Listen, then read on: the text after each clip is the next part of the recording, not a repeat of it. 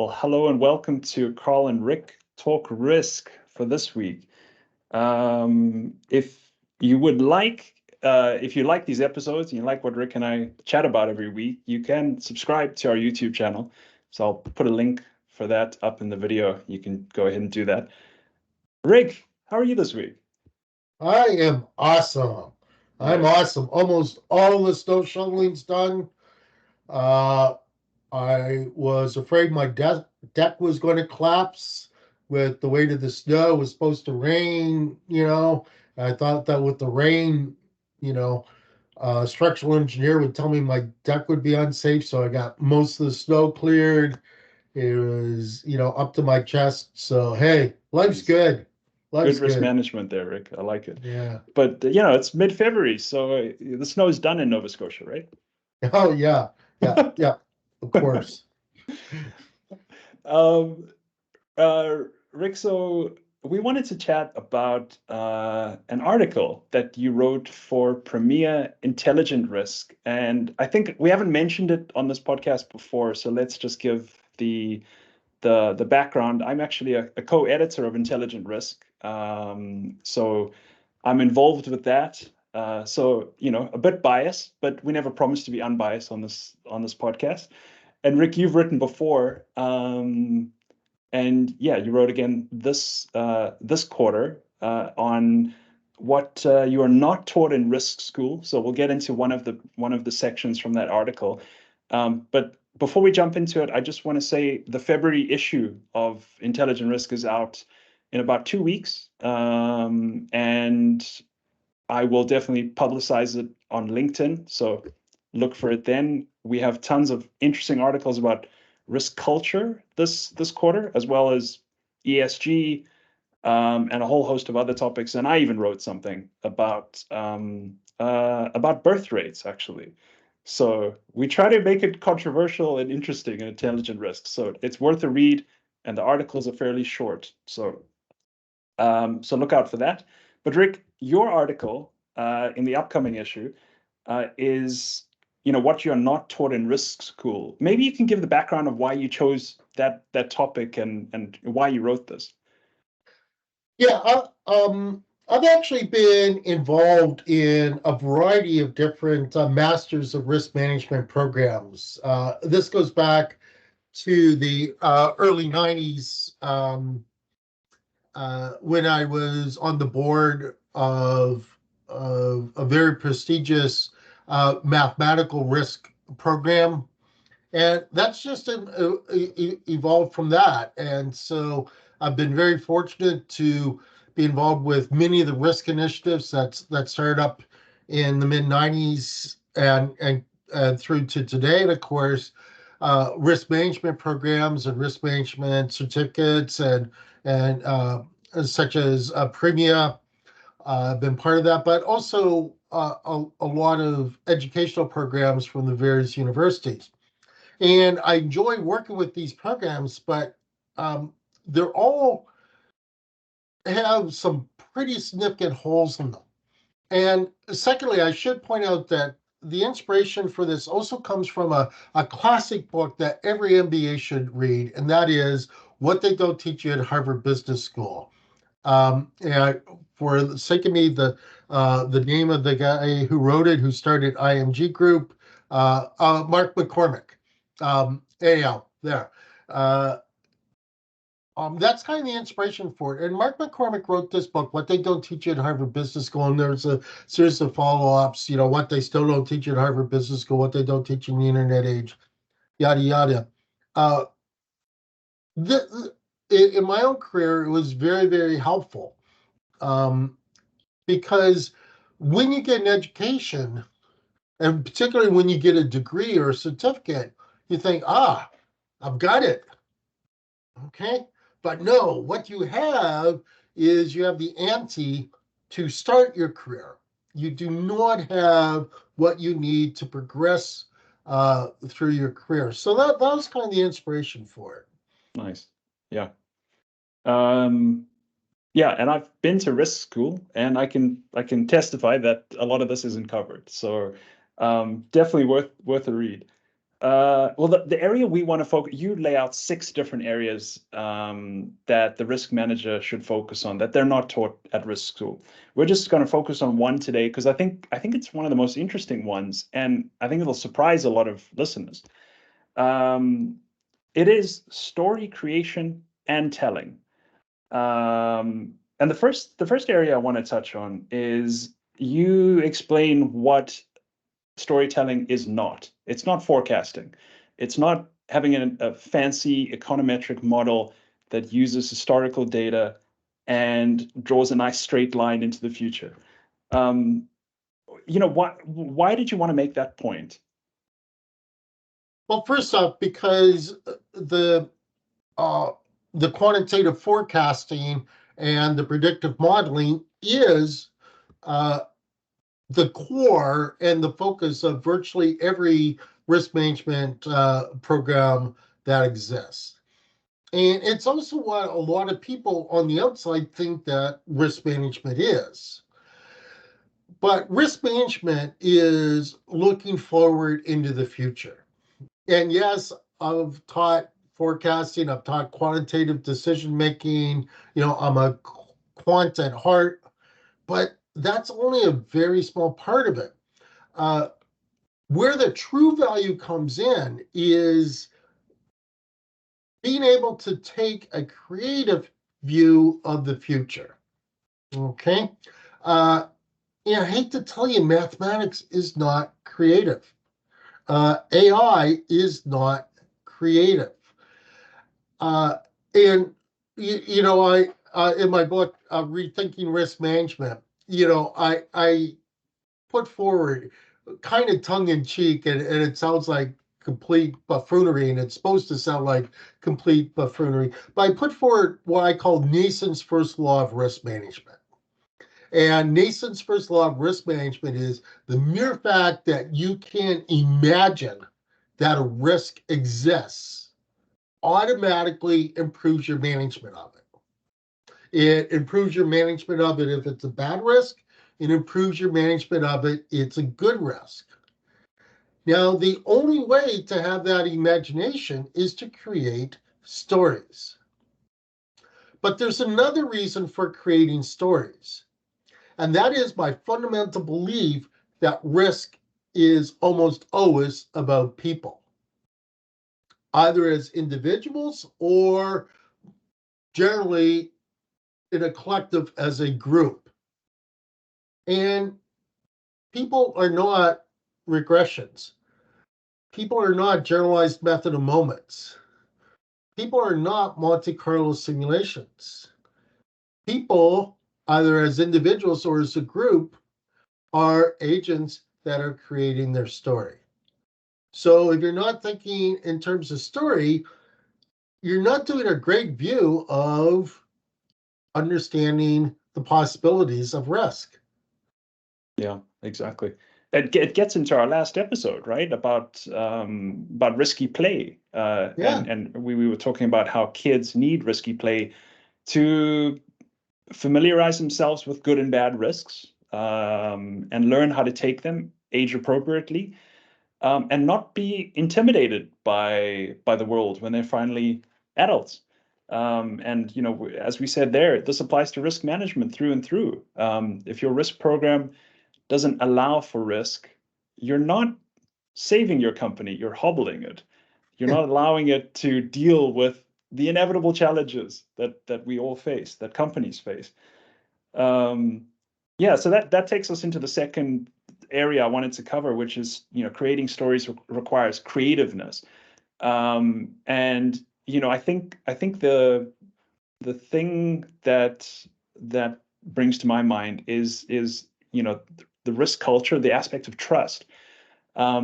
Some risk teams, it's difficult to actually express these ideas so that the idea can get out there and other people can get in on it and think, oh yeah, well, if that happens, then these 3 things could happen. You really need an environment of trust and playfulness that lets a story take shape, and ideas. It's almost like a play, a sandbox, right, where you can anything goes. It's a an experimental space for it. You know, if I interrupt, I just take a quick tangent here. Yeah. Okay. I came along in risk in the early 90s, and risk was really at a transitioning point there, particularly in the context of financial institutions. And I'm going to be a little bit dismissive here for a second, but hang on, okay? Hang on for a second. Uh, in the early 90s, risk was basically the retirement home. So risk was where you put George or Sally, who had a good 25 years with the bank, but still had 4 years to go until retirement. And, I came along, freshly minted PhD, all these quant skills, et cetera, and there's other whippersnippers, much more talented than me coming along. And, you look at Johnny or Sally, who probably didn't even have a university degree at the time. Stochastic calculus, come on, give me a break. That was, 2 words that they didn't know how to spell or never had in their entire lives.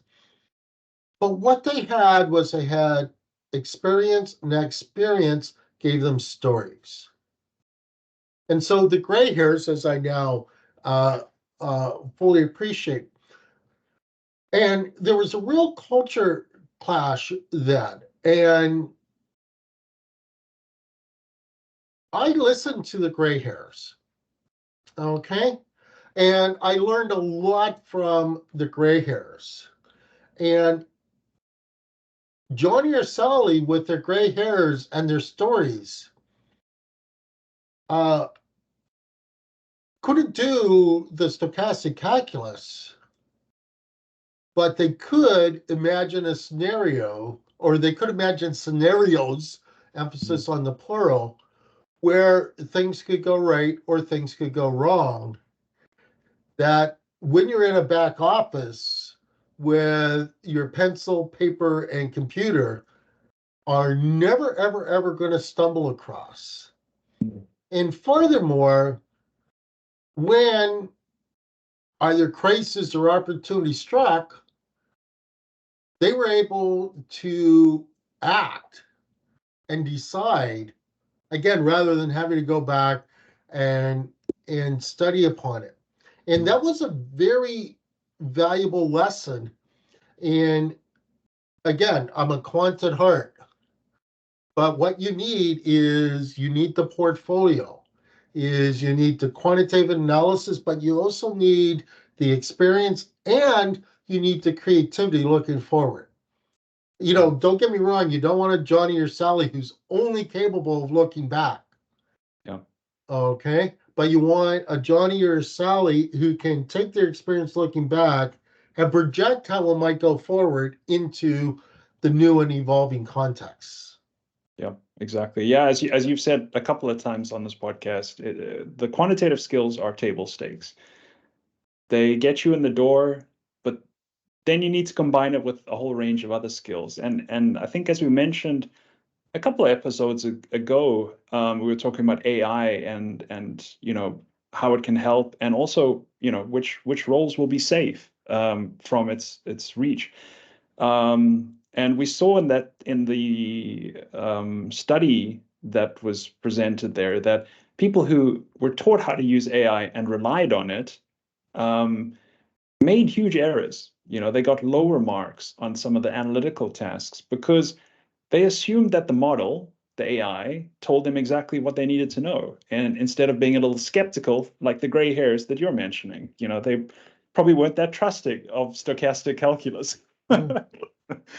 Um, yeah, Rick. Well, the last area, and I think the most interesting one, and also the one I'm hoping you can teach me a few things and give us some examples, is telling stories. We said what it isn't. We said that you need to create stories, but how do you tell stories? You could do everything right until now, but if you don't roll it out, if you're not a salesman, as you say, um, it's not going to make any difference. What did you have in mind when you wrote that section? Um, there's a couple of things. Obviously, a good risk manager is going to be a salesperson. As you mentioned, you have to tell the story. But here's the thing about risk. Again, risk almost always is about people.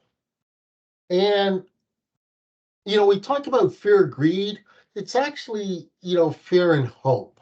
It's emotions that run people.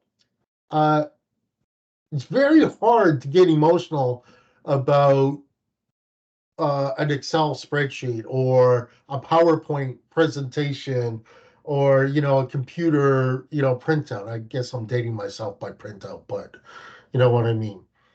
Um, but when you tell a story, people not only can relate to the story, but they expand the story.